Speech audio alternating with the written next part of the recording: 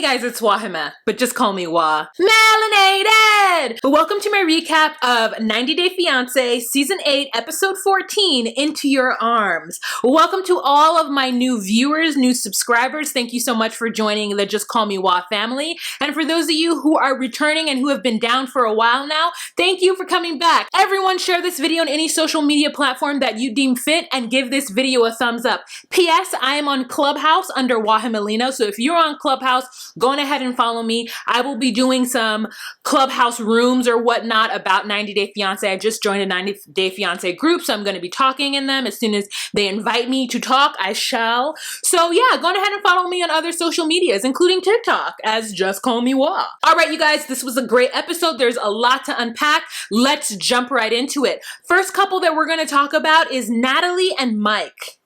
Wow, you guys, they have been teasing this episode for so long. This episode where Natalie's on the floor crying with a suitcase. So we first start off with Mike and Natalie barbecuing something, girl. I don't know what that is. They're both really excited about it. She's got on a light pink sweatsuit outfit that I would kill to be able to look cute in. They're just on cloud nine. It's one day before the marriage. He's eating some of, I don't know, is it falafel? Like what are they eating? It looks like some sort of baked good. It looks like something that would be made in a time when times were tough. Giving me like Iron Curtain, Dust Bowl of the Great Depression. It's like some kind of hard, flour-based, nutrient-rich cookie, so that you don't go to bed hungry. Mike, thank you. And just a couple nights ago, they were having a great time with Uncle Bo and the neighbors shooting off fireworks, and Natalie was not complaining about killing the fish. So it looks like everything was going really well. You know, him trying to like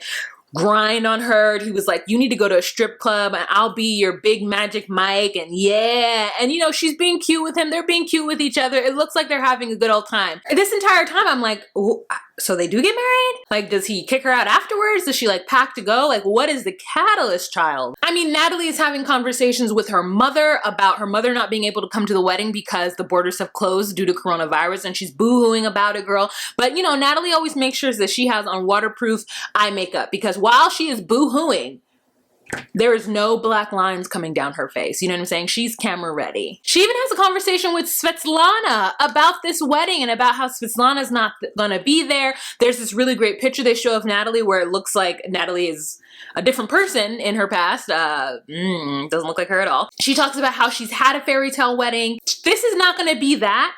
However, she understands that Mike can't afford it. Yes, she would love to get married at a beautiful gown by the ocean, but she understands that this is not what her reality is. And deep down inside, she does want the fairy tale each and every time. She's just gonna be okay with what it is right now and settle. Natalie is settling, and she wants us to know that basically she's settling, and she's okay with settling because she's in love with Mike. Then the next day, the drama happens.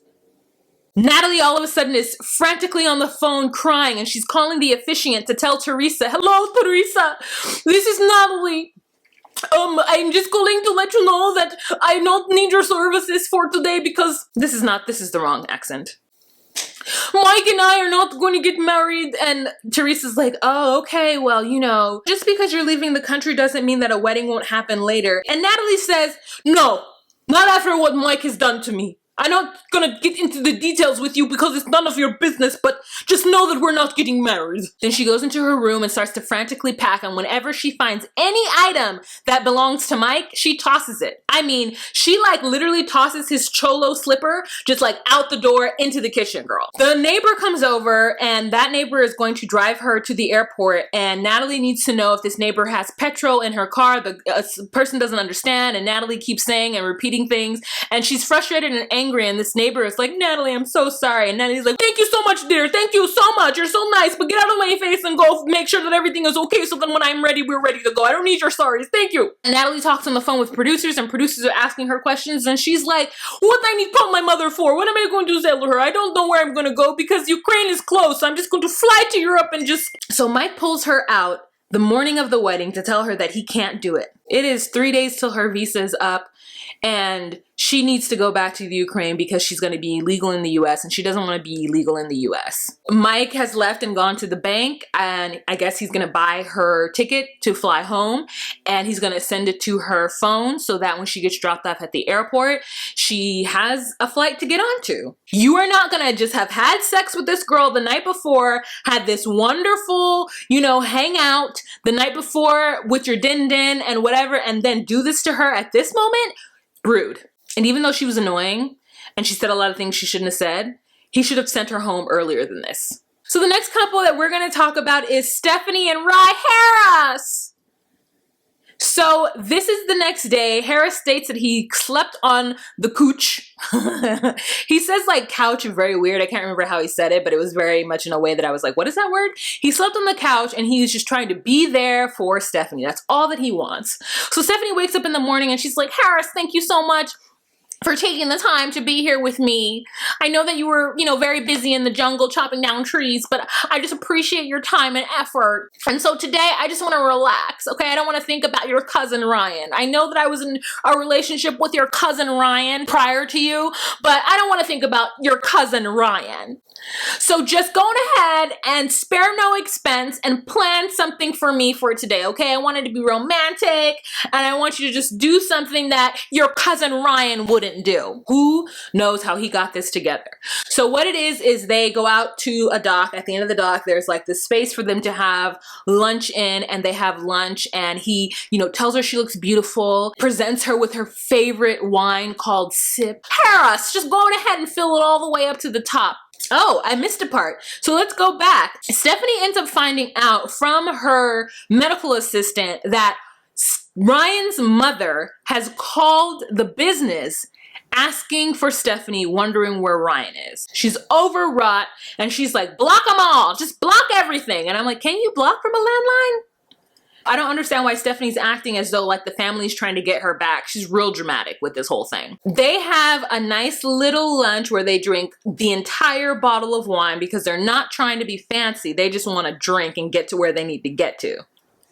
Harris says that when he found out how Ryan was treating Stephanie, that he had to sit down and cry because he just didn't understand why Ryan couldn't appreciate the type of woman that Stephanie is. Stephanie tells Harris that she's appreciative of how he has stepped into this role and treated her in a way that his cousin Ryan never treated her. During their lunch, she asks Harris, how do you feel about your cousin Ryan? And Harris just is like, I don't care about that dude, it's cool. So after that, Stephanie invites Harris to her bed. And the next day, they end up having a conversation with Maria. Stephanie says that she wants Maria to meet Harris because she wants Maria to be able to look into Harris's eyes through the camera, through the Wi-Fi, into her phone in Belize. I don't know if it's hot or they don't have air conditioning, but Harris is sweating when he has a conversation with Maria. And Maria's like, I'm glad I can see you because the eyes are the window to the soul. So I just want to make sure that you're here for Stephanie. I want to make sure that your intentions are pure. Harris is like, you don't have to worry about me. I am totally here for Stephanie. And Maria says, the only thing that I can see in the cards is that the baby mama. The baby mama. So like, what's going on with the baby mama? Are you sure that everything is done with the baby mama? Harris is like, yes, you know, we were together for 14 years. P.S. If you've been with somebody for 14 years, on and off for 14 years, and you allow these two strange women from America to call her the baby mama, that's so inappropriate. He has 3 kids with her. That's his ex, okay? The baby mama is real disrespectful. I don't appreciate it. So Stephanie is almost 100% into Harris because Harris has always treated her in a way that Ryan didn't. And so when Harris is talking to Maria, Maria gets a real good vibe. And she says, I think you're the right person. You know, don't take my word for it because things still remain to be seen. But I think that you're the right guy for Stephanie. I think, you know, and Stephanie feels like this is her last shot. And she really feels like Harris is that person for her. So somehow Harris convinces Maria that he's the right guy. He's not really into his baby mama anymore. They've gone their separate ways. And that all he wants to do is go to US, work hard, be her bodyguard and her gardener, and take care of her. And so Maria's like, all right, I think that it's going to be good. And so Stephanie ends up feeling good in her soul And they end the conversation. I think it's really interesting that Harris says that his ex-wife or ex-girlfriend is fed up with him. And I'm just like, that is a red flag. If someone describes their ex as being fed up with them, I really want to know why they're fed up with them. What did you do? Maria says that Harris has kind eyes and he really is her knight in shining armor. And I was like, well, you and I have different ideas of what a knight in shining armor is. The first step is I need for Harris to clean underneath his fingernails. The next couple that we're going to talk about is Joby and Yara.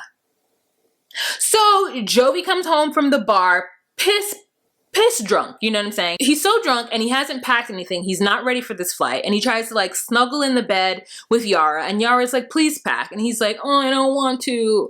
I know, I'm just so tired. I'm so sleepy. I don't want to. So then he rolls over in the bed with her with his French Quarter, been out in the coronavirus, dirty, puking, white girl wasted streets, and tries to get in the bed with her. And I'm just like, thank God someone has called it out.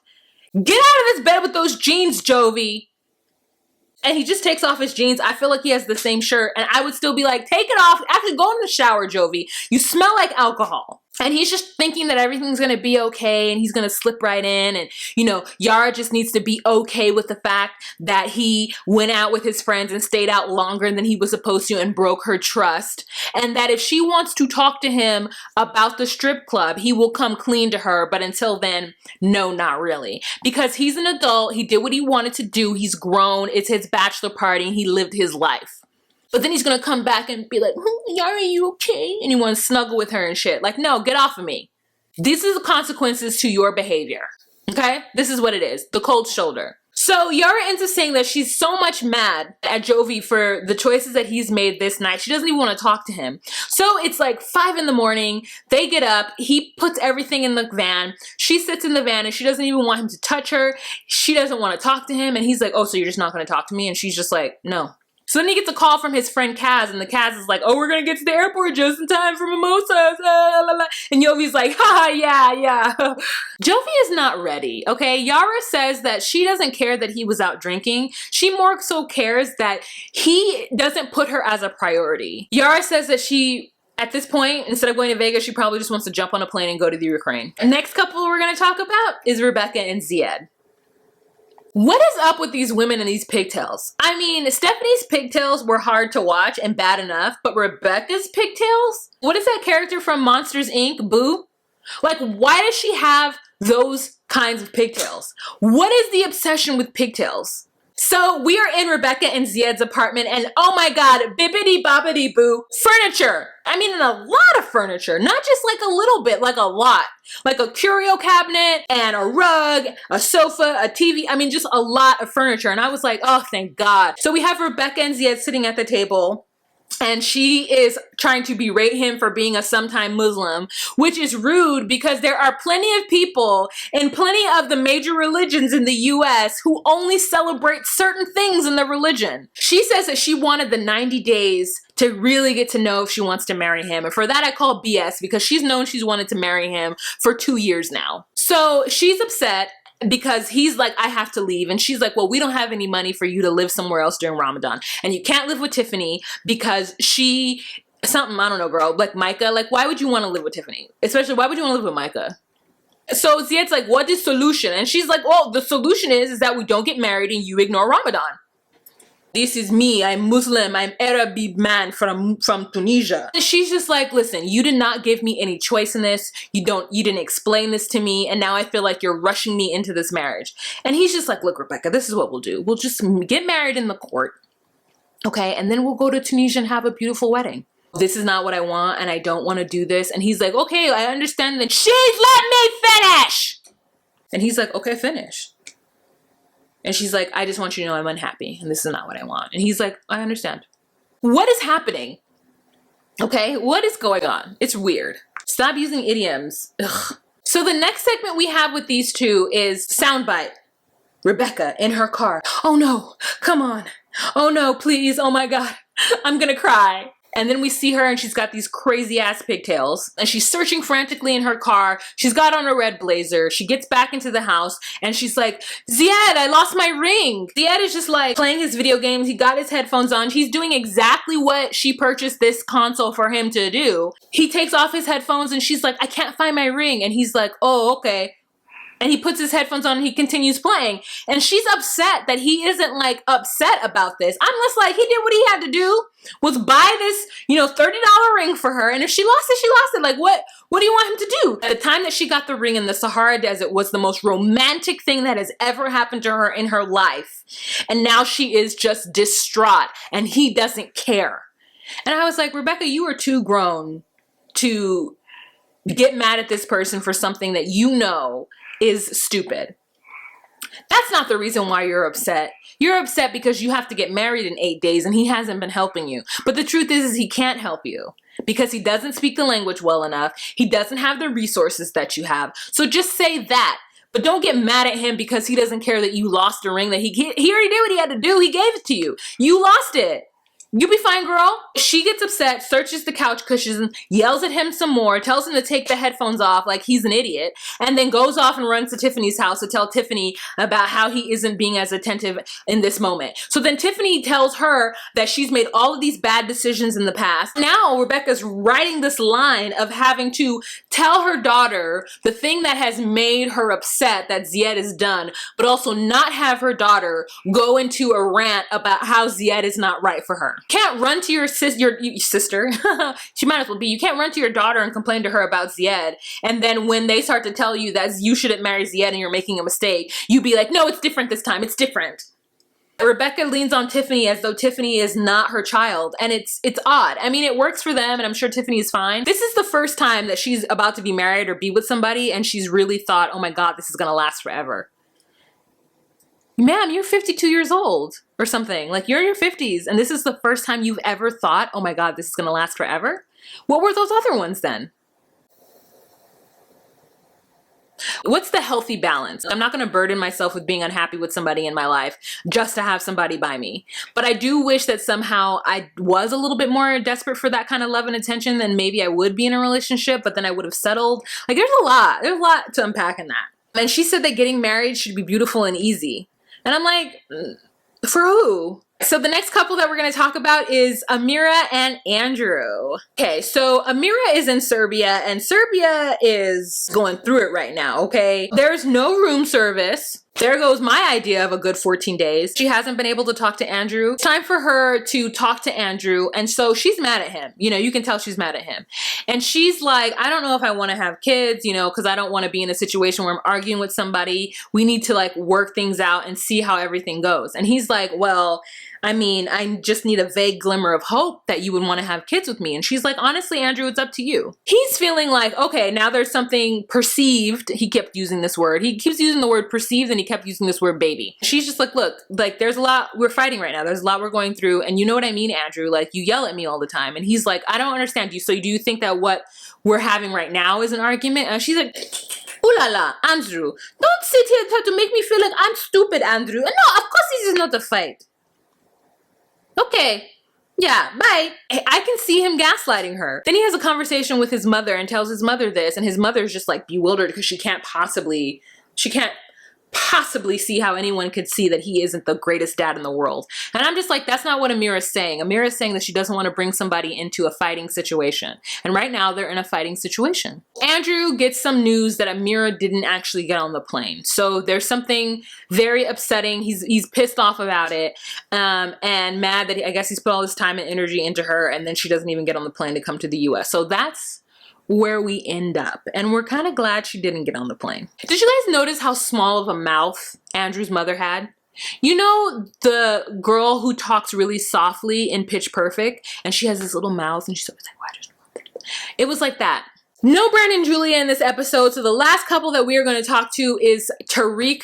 We're not talking to it. The last couple that we're going to talk about is Tariq and Hazel Girl. Listen, So there's some drama, and Tariq and Hazel end up hanging out with Angela, and Angela being the MVP of this segment, because Angela tells Tariq that Tariq is all the way wrong and all the things that he owes to her and all the sacrifices that Hazel has made. And I was like, thank you, Angela. Thank you for spitting that truth. He asks her for her hand in marriage once again. First he's like, take off the ring, give it to me so I can get back to you. And, you know, Hazel's gonna cry, and she understands the sentiment, and he's just like, I'm really sorry for everything I've done. I understand what you sacrificed for me. And they end up having a happily ever after at this point. So good for them.